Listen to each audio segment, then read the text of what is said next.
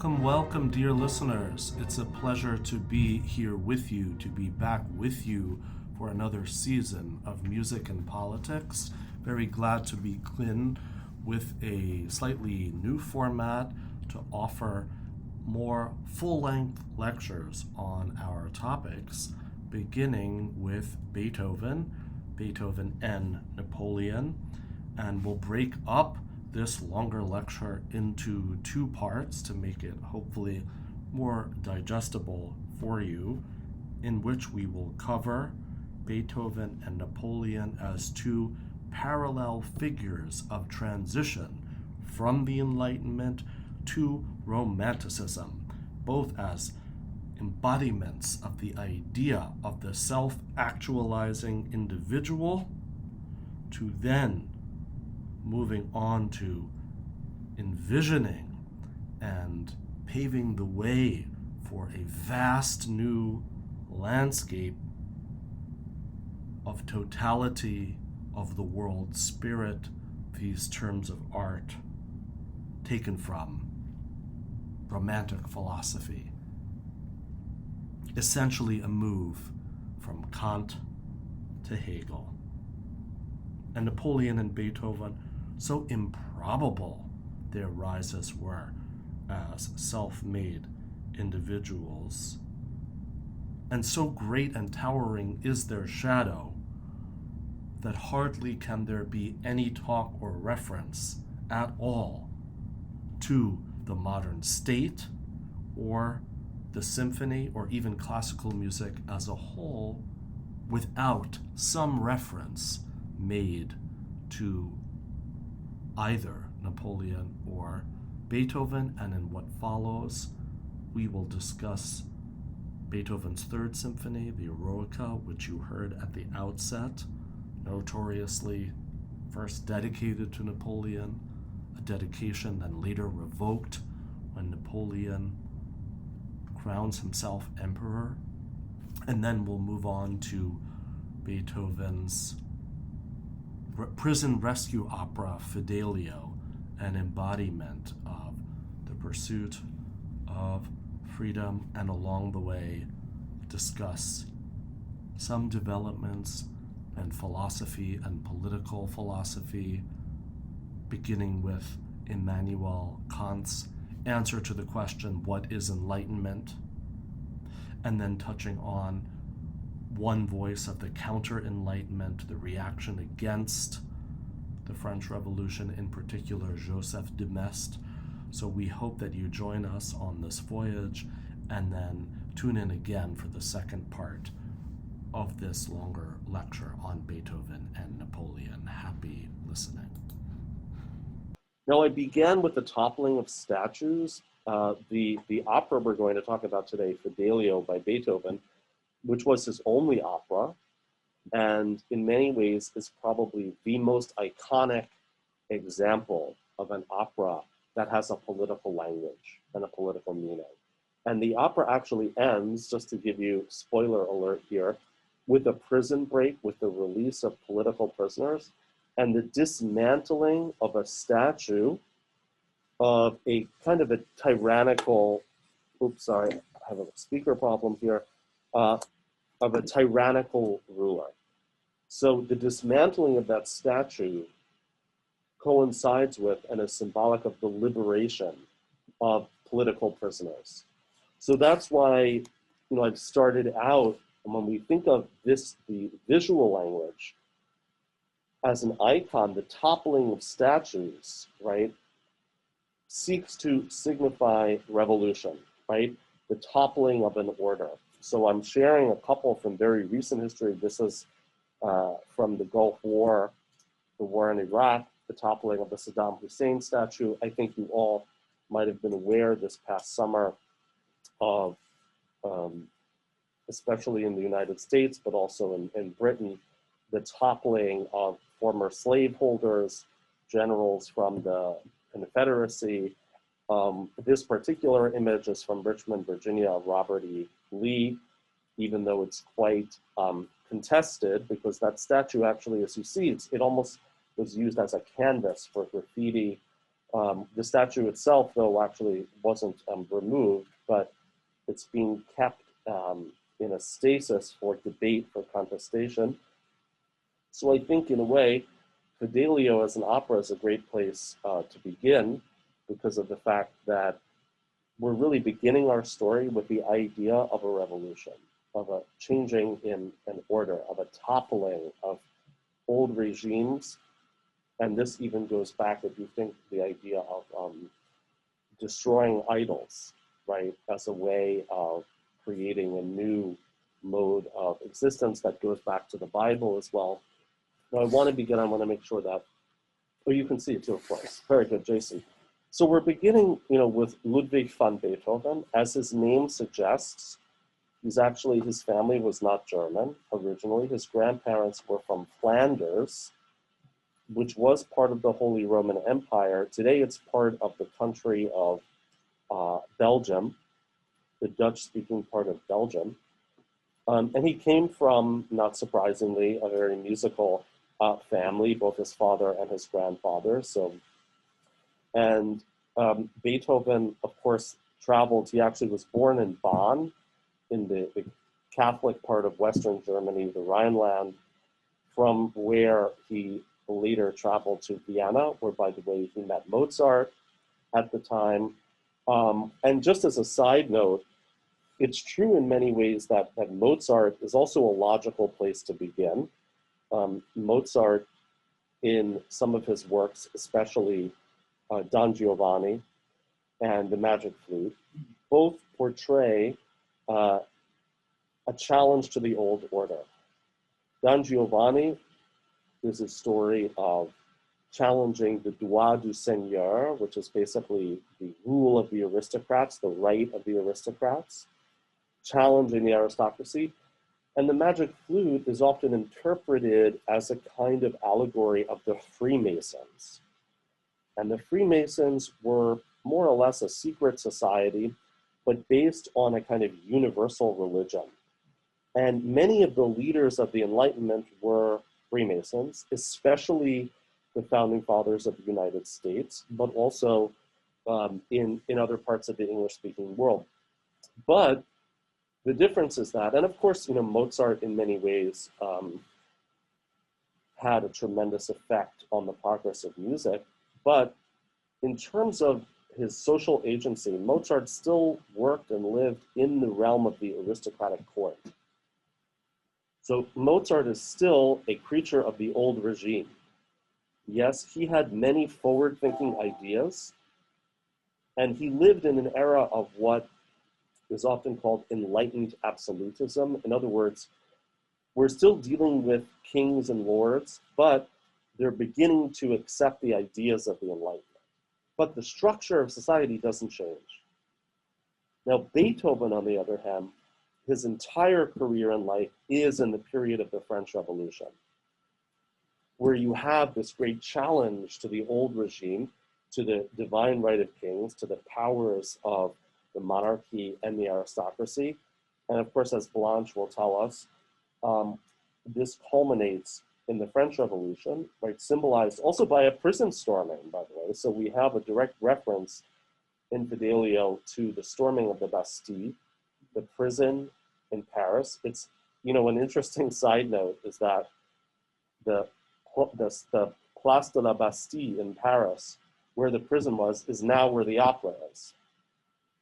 So it's an interesting confluence there that the modern opera house, even though there's the Palais Garnier, which is often used for ballet, but the modern opera house in Paris is where the prison was that was stormed to start the French Revolution. And of course, we know that it culminates in the shocking, truly shocking, execution of the king and queen of,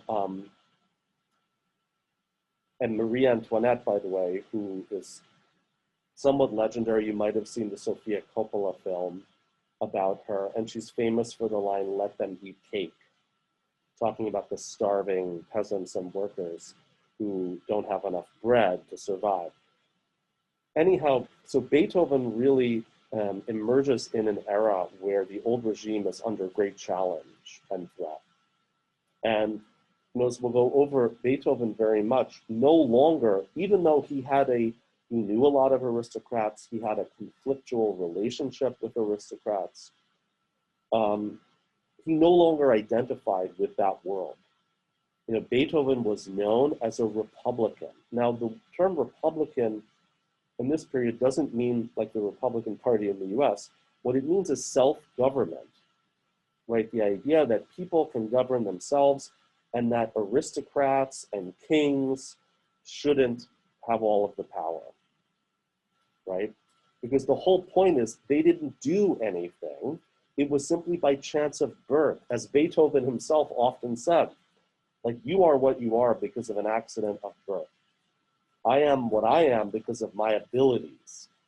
And this is the major point. And that's why our unit, I'm calling it the modern Prometheus. Now, this is what I'm showing you here. This is from 100 years later. It's by a sculptor, Max Klinger, from the Vienna Secession of the turn of the century. And it was the centerpiece there. And as you can see, it kind of shows Beethoven as a Greek, like a neoclassical god in a way.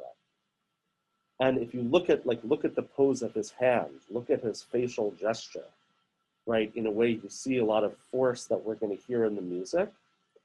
And this is this idea of Beethoven as the modern Prometheus. And what we mean by Prometheus, if you know from Greek mythology, he was able to steal fire from the gods, right? And this essential component of human creativity, right? As we said, it distinguishes us from the animals. This empowerment of humanity is what this stands for. And indeed, Beethoven was the first independent entrepreneurial composer in world history, in the European context, of course, at least for the moment, namely that he actually had no boss other than himself. He didn't have to answer to the aristocrats the way that Mozart, and of course Haydn did. We should mention Haydn, and in many ways it's Haydn who's responsible for the modern sonata form of the symphony, and we'll see that Beethoven transforms it into something much more gigantic, as we'll explore today. So just a few major points about Beethoven and the modern Prometheus. I mean, in many ways, what we'll discuss today could apply as well to our other major figure, which is Napoleon. And Napoleon is a very complex figure, but was considered like a Prometheus of his day. So by modern Prometheus, we mean a heroic individual of the civic sphere. The composer as self-referential, independent entrepreneur. So this is one quote of many. Beethoven said to a Viennese aristocrat, "Prince, what you are through chance and birth. What I am through my own labor." Every word there is important. Also labor, right? Just the emphasis on work itself as a worker, that Beethoven sees himself as a worker. He's not simply there as entertainment for the rich. He's working to produce something. Now let's break down the terms. Heroic, the term that was always used in context with Beethoven was unerhört, the unheard of. And it was kind of a synonymous that to be a hero was to do acts that no one had ever heard of before, that were unknown. Now, the civic sphere was something brand new. It didn't exist before. The civic sphere, sometimes called a public sphere as well, was a place of dialogue between educated individuals to communicate and transmit ideas. Now, there were a couple of elements that made this possible. Two big inventions. One is coffee, and one is newspapers. Think about that was new. Remember that tea had come about, of course, it comes from China, and Chinese tea was most beloved in Europe, especially, obviously, England. But coffee really came from the Ottoman Empire, came from the Turks. And as we know, coffee can be very strong as a stimulant. And it was really in the few decades before Beethoven when many European intellectuals began to read newspapers and drink coffee and meet and discuss at coffee houses. And Vienna, by the way, had the grandest coffee houses in the world. It still does, really beautiful, like palaces for drinking coffee. And you can imagine those two things, you have really stimulated, right? Maybe tea is a bit healthier for you, but coffee is a bit more stimulating, right? And that stimulated a whole number of new ideas and exchanges. So that's what we mean by public sphere, right? A realm for dialogue, for the transmission of ideas. Now, next point, when we talk about self-referential, I'm using that term, it's a synonymous term though for biography. The idea that a composer essentially could compose their own life. Your own passion, stories, drama, right? You know, beforehand, remember, most courtly music was based on dances. It was based on, and even if we think today, dance music, we think of dance music as like not quite art music. Dance music is really for entertainment. And it's also not individual, right? Because a dance step is a dance step, whether it's the saraband, polonaise, many of them derived from folk forms. But a dance was something very traditional, right? And even in some Haydn symphonies, you had forms based on dances. Now, Beethoven breaks through that. And instead, it's almost like he's drawing from his own life when he writes his music. So self-referential music becomes a kind of biographical medium. And the last key point, independent entrepreneur, serves to indicate that, you know, Beethoven was also really, he was a worker, but he was also a businessman. I mean, and what we're going to talk about moving into next week with Wagner is the rise of the bourgeoisie. And the bourgeoisie, right, of course, we know, like in China right now, we have the biggest growth of the middle class ever. And what that means is not the laborers, necessarily peasants, and it's also not the big landowners, but it's people who say, I'm going to start a business. And I'm going to, you know, make a new fortune. And I'm often going to make new connections, use new technology, right? And in Europe, for the first time, you have the rise of this middle class. And they are truly the backbone of the Enlightenment, of self-government, right? Because they want more and more representation. And in a way, Beethoven, if you like, I mean, another way of phrasing it is that he's the first bourgeois composer, right? Essentially, he ends up carving a new space in the public sphere, right? Where he's in charge of publishing of concerts for the public as well. In a way, he's engaging directly with the public sphere. It's not simply just for the aristocrats. So we're starting off our first piece of music for the course is the Eroica Symphony, the third symphony of 1803. Now there's a lot to be said, and I think we'll spend more time on the first and the second movement, which many consider the two greatest movements in the history of all symphonies. I mean, one important point, I mean, they're kind of long, so we won't listen to all of it, but the first movement, just the first movement, is longer than almost all of the symphonies that came before, than a whole Mozart symphony or a whole Haydn symphony. And as we'll hear, it like shatters the whole cultural style of the classical era. I mean, Beethoven in many ways is a hinge composer, right? Because he's right in the era of the Enlightenment of the French Revolution, but many see him as a romantic composer, and he really was the transition, if you like, the end of classical, right, moving into the romantic. I mean, a couple of major points. The minuet, which was a kind of a dainty dance-like movement, that was often the third movement in a symphony. Beethoven replaces it with a scherzo. And scherzo, it comes from the word also scherz, meaning like a joke, basically. But Beethoven made it an incredibly vibrant, energetic, almost overpowering movement And this was something that all other symphonists after replaced and followed Beethoven's lead, whether it's Brahms going all the way to Mahler. And what we'll hear is that, going back to the idea of biography, Beethoven introduces a new form of dynamism or struggle into music.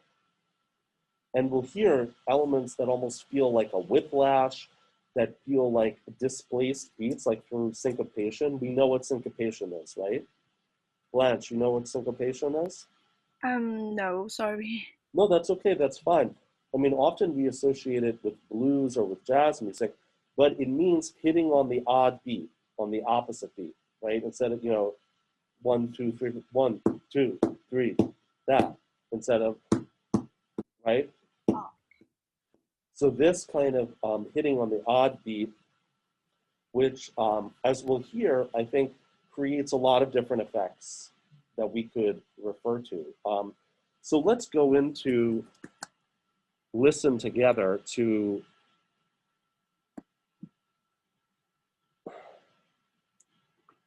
some examples here.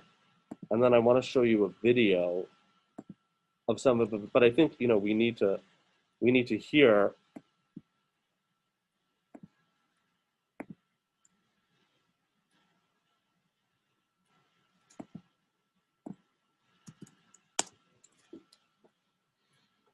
let's just listen to the beginning. I mean, you might be familiar with it, you might not. Certainly the starting of it is one of the most kind of dramatic and gripping of the start of any kind of, and there's a lot of different metaphors or reference points. First of all, it comes out of a very simple triad, 3-note chord, which is the basis of basically all Western music. Similar, kind of like a bugle call. If you think of this, it's almost like a kind of a primal call.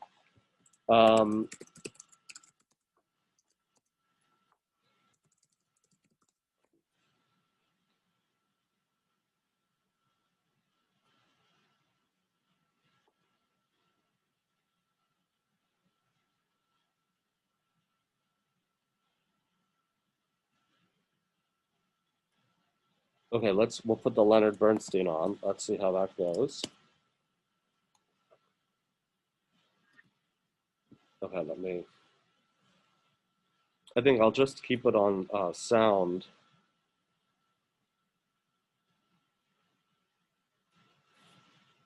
Okay.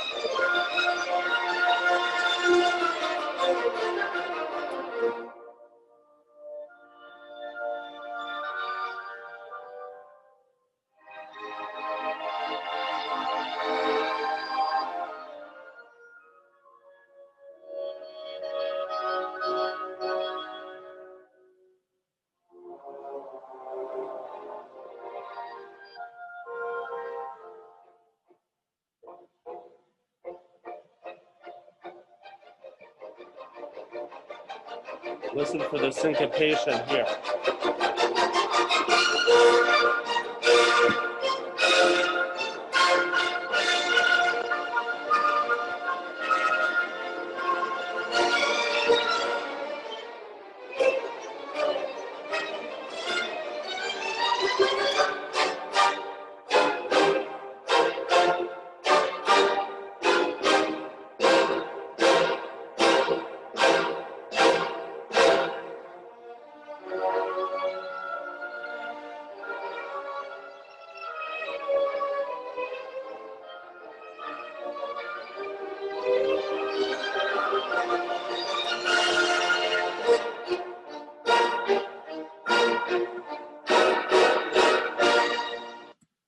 Okay, we'll stop there for 1 sec. Let's just go back to the beginning just to hear that, how he comes in again.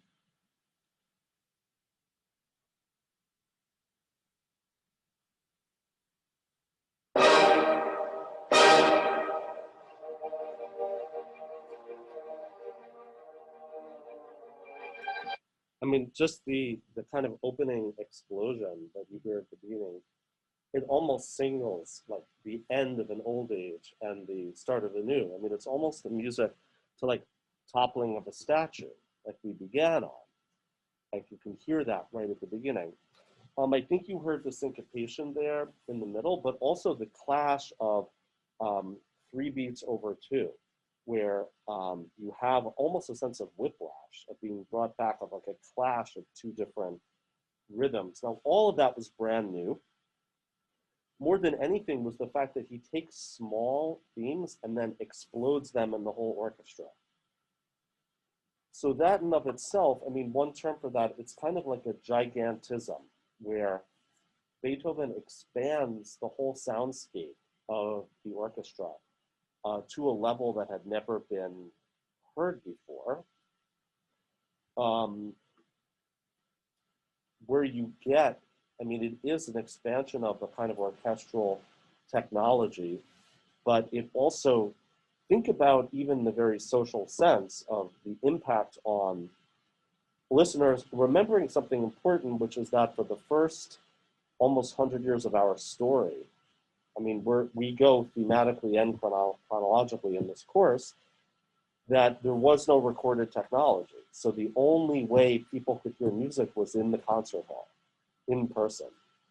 So think of, you know, the impact for the first time of that kind of music.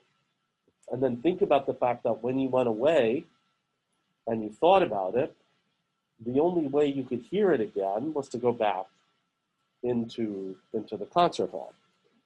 Okay, I want to go back. Let's cover a little more, then I want to show you another video. Now, just a couple of years later, we've mentioned it a couple of times, Fidelio.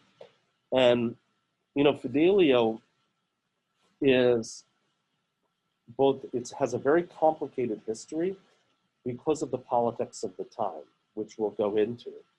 But just to recap shortly, as a genre, Fidelio is basically a kind of revolutionary rescue opera.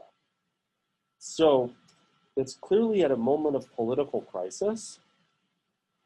The basic idea is that you have a woman saving her politically imprisoned husband from jail, breaks him out, right? So it's a jailbreak opera too.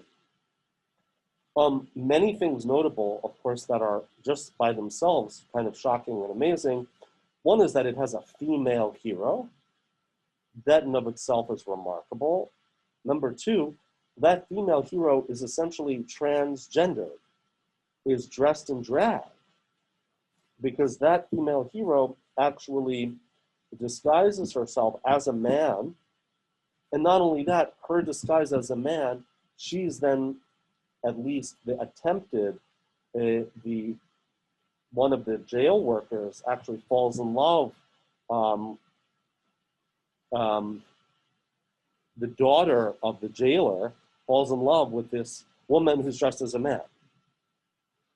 So that in of itself is quite remarkable. And then, more than anything, is this idea that the whole emphasis of the opera is a liberation from political imprisonment. That it's clearly that there's a kind of an unjust, tyrannical form, and that ultimately the idea is that they will be liberated. And as a result, Fidelio, I once gave a lecture to, if you've heard of Daniel Barenboim, he's the conductor in Berlin of the Staatskapelle, and he has an orchestra called the West-East Divan, which, although strangely, that's based on a writing by Goethe. And Goethe and Beethoven knew each other, actually. And Beethoven actually criticized Goethe for being too deferential to the monarchy and to aristocrats. And Goethe himself was basically like a minor aristocrat functionary. So it's somewhat ironic, but anyhow, this orchestra by Barenboim sort of specializes in Beethoven. And they did Fidelio once, so I gave a lecture about all of the political uses of Fidelio. And, it has a long history in the early 20th century. It was performed, in Nazi Germany, by the Nazis and by Jews, actually. But more recently, Fidelio has become a canvas for all kinds of political imagery. Maybe I'll show you some later after the break. But before we go, I wanted to show you more images, and then we'll go over the Enlightenment to the Romantic. Let's do that together, and then I'll come back.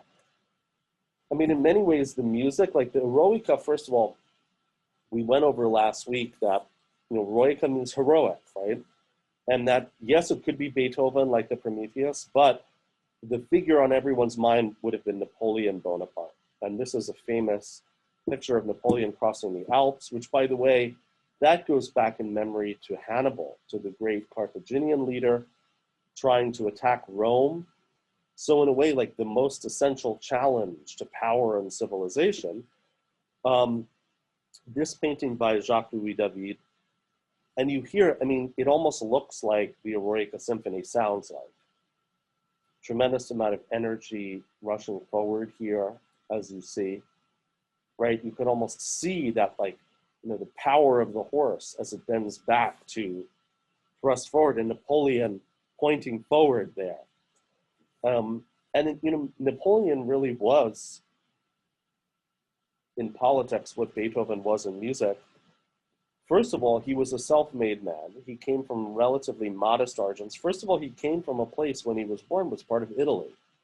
He wasn't even French, born French, namely the island of Corsica in the Mediterranean.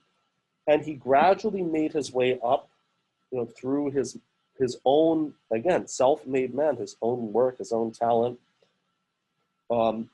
as a leader of the revolutionary armies, which, remember, like in Russia after the Russian Revolution, the rest of the world invaded because they wanted to snuff the revolution out in its cradle. And definitely they were able to defend it. And Napoleon ultimately became first consul, which was a kind of position of a tribune of the people revived from ancient Rome. But as we see here, he eventually crowned himself emperor, stylized himself as emperor, even though he crowned himself. But the imperial phase, the French Empire, the imperial phase, of course, was very distasteful to Republicans like Beethoven. And so, as you see on our syllabus, Beethoven violently, he almost ripped it out, his dedication of the Eroica to Napoleon. And Napoleon is a very complex figure in general,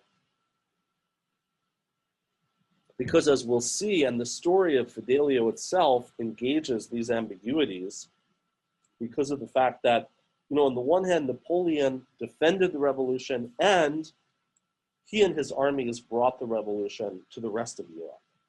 So that, calling it the French Revolution is almost too small, it's too limited. It became really the bourgeois democratic revolution of all of Europe. Um, although when he invaded these countries and he brought civil rights and equal rights, especially for minorities, for Jews in particular, around the world, he gave that to his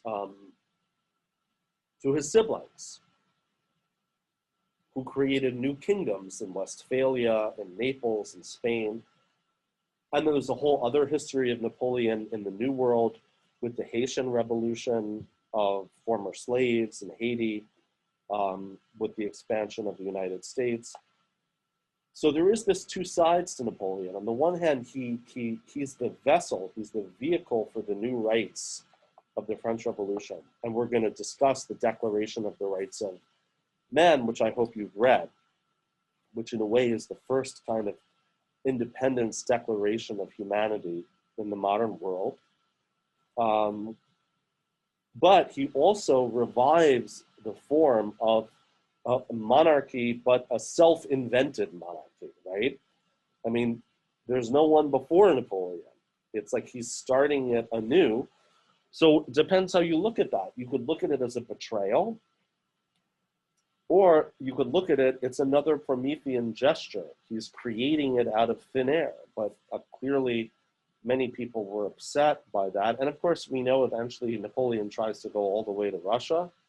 He actually gets to Moscow, unlike Hitler, but ultimately is forced to retreat and has a kind of, disastrous and, as you've heard, Waterloo, he's exiled twice.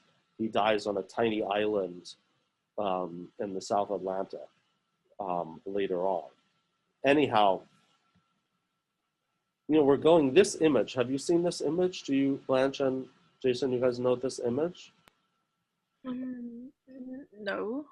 So this is a very famous painting. It's probably the most famous painting of German Romanticism by Caspar David Friedrich, called Wanderer Above the Sea of Clouds.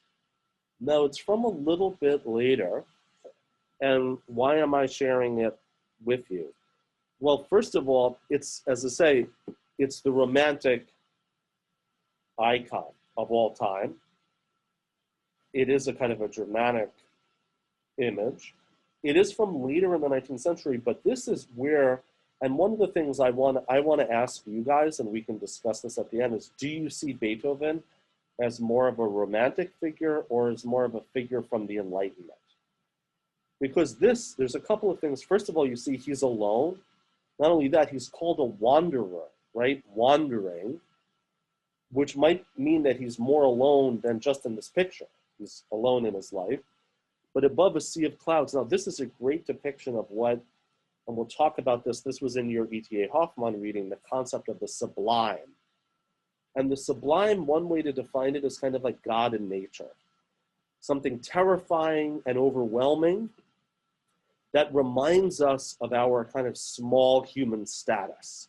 Like when we think of the world, right? We're awestruck by it. I mean, think about it. Even Hong Kong has many beautiful natural sights. I mean, even if the mountains are not super high, imagine though, if you are on a cliff and it's scary and you see it goes down forever and you have an incredible view, right? You are forced to feel humble at that time, right? You're not going to, I'm going to just take a leap and jump over, because you know that the force of nature is something that any little human, doesn't matter how strong you are, right? Even if you have a human who's a few inches taller or a few inches shorter, has, is bigger or smaller, we all know we're tiny compared to nature. It doesn't matter. And this kind of it's an awesomeness that almost exceeds words. Like you can't put it in words. So that's why romantics, first of all, they made paintings like this, but also they heard it in Beethoven's music, that you hear the sublime, right? You hear this kind of awe-inspiring, but also almost terrorizing experience, usually in nature. So Beethoven, again, is kind of a transitional figure, and that's why I'm curious where you put him down yourself. I want to move to discuss the story of Fidelio. Now, this is as you see, kind of a nice family portrait. And even though this hasn't been conclusively proven, Fidelio was based on a play. Actually, written about a French aristocrat who was imprisoned during the revolution. Remember that part of the revolution, like the Cultural Revolution in China, involved imprisoning a lot of the old elites, especially the aristocrats. You know, you went after them, purged them, right? So there is this ambiguity that Fidelio actually has its roots in the experience of the aristocracy being purged at the start of the revolution and being imprisoned. And this was an actual story. There actually was a story of a woman disguised as a man rescuing her husband from prison. But actually, he was on the other side. He was an aristocrat who had been imprisoned because of the, you know, sometimes later, remember, there was the brief reign of Robespierre and the Directory during the revolution, which really was a kind of like a Red Terror, where they just executed the aristocrats one after another. So there was these excesses of the revolution too. Now, just to give you one other painting to set the stage. Now this is, have you heard of Francisco de Goya? Spanish. Did anyone see Tenet, the movie? It's not that great, but no? Anyone see it? Okay, it's not great, but there's actually a sort of sub-mini plot that's kind of confused anyway about Goya, about a couple of works of Goya. Anyway, Goya was a Spanish artist, also right in our period, in the period of Beethoven, in the period of Napoleon. Now what's incredible, you know the word guerrilla? Any of you take Spanish? So the word guerrilla comes from guerra, which is war in Spanish. And guerrilla was often used, like in the 20th century, a guerrilla or guerrilla groups were basically like rebel armies in the countryside, right?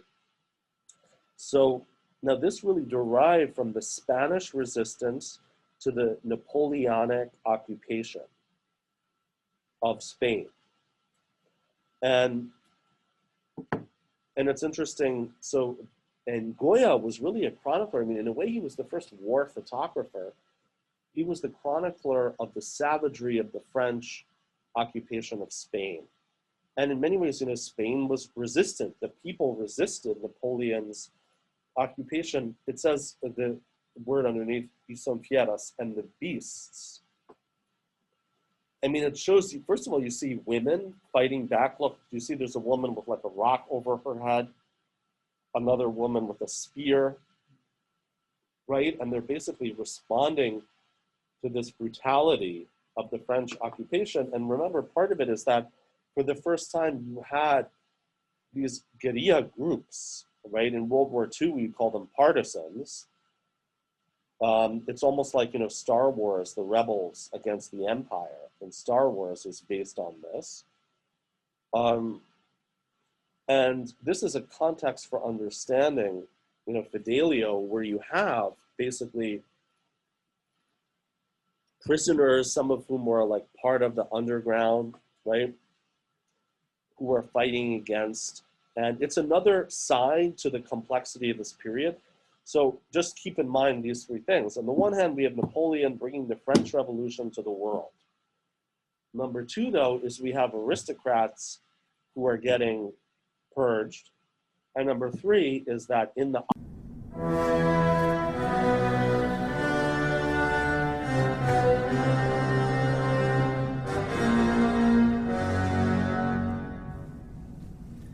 Please remember to rate and review and to like and subscribe to Music and Politics.